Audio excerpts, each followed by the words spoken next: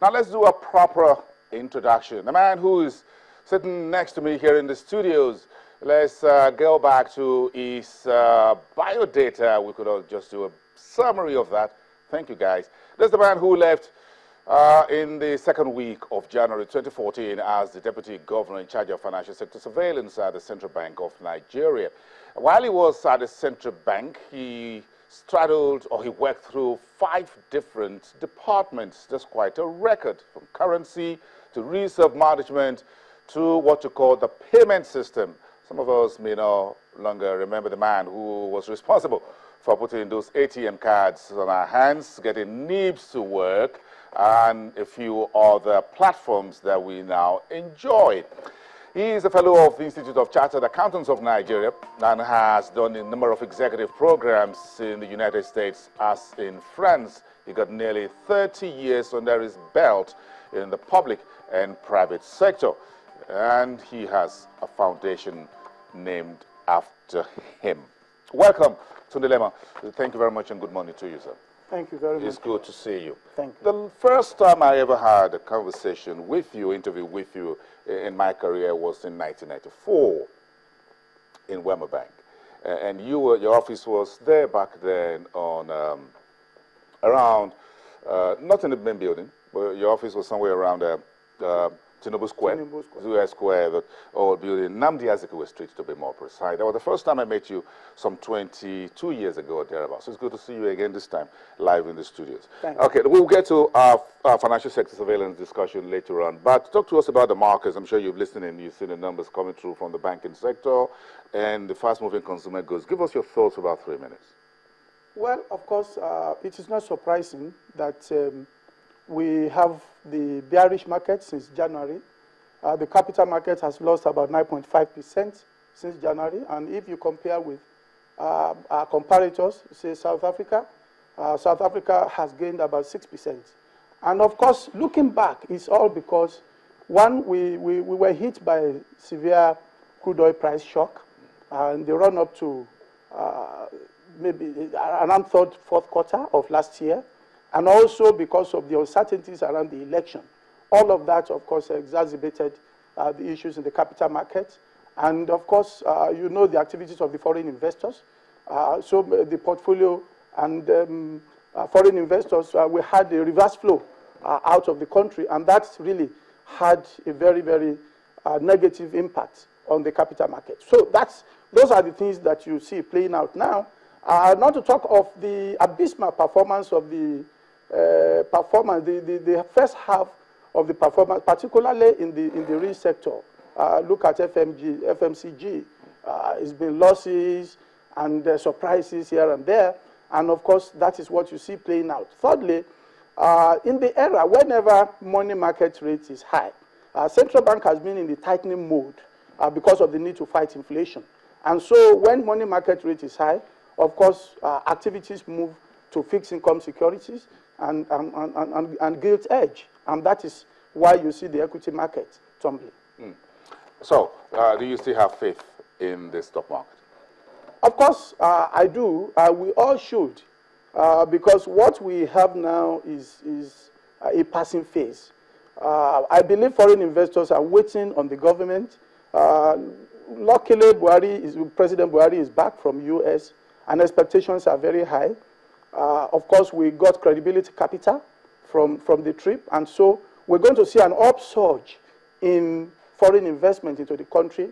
And then, of course, economic actors will then now sit down and begin to think through what should happen in the next 24 months, 36 months, and that hopefully should affect the capital market positively anytime soon. Let me put you in the line of fire straight away. Today's interest rate decision by Godwin Emefiele. What's your take?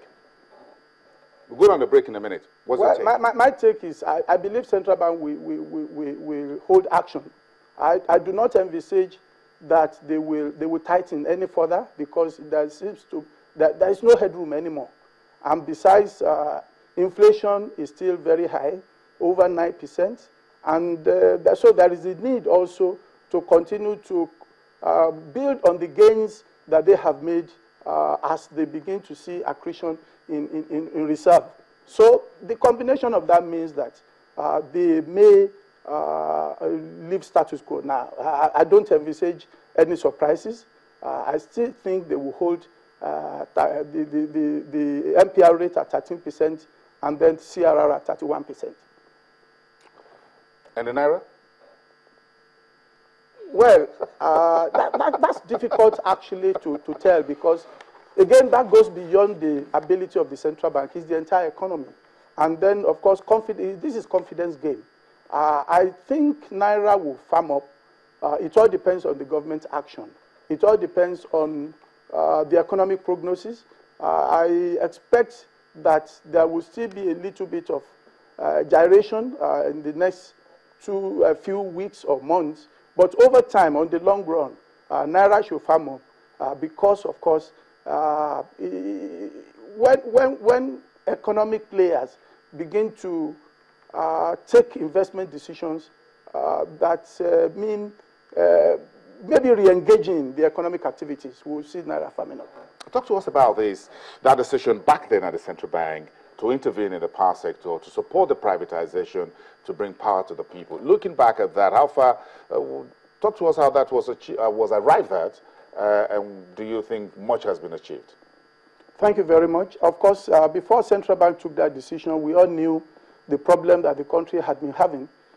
We had impressive GDP growth, but could have been much better if we had reliable power.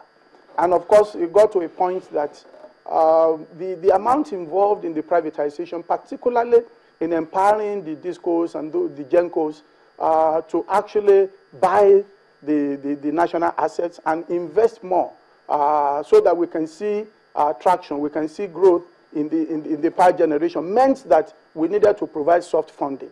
And central bank sat down and strategically took the decision that it would be in our interest as a nation if we could do that so that we can have sufficient power that will assist this economy to grow in leaps and bounds. And that was why we sat down and we said we must make available funds at relatively lower interest rates. And this has worked magic in the sense that today, I think the latest report I got was that we've increased power generation to about 5,750 megawatts. And even in Lagos, we've started to see improvements in power. And this is because, of course, these loans were made available for the companies that benefited from the privatization exercise. And then they've been able to retool. They've also been able to invest on new equipment. But the benefits will be much felt in the next 18 to 24 months because, of course, you know that power assets are not just gotten off the shelf. You have to go to General Electric and maybe book well ahead of time.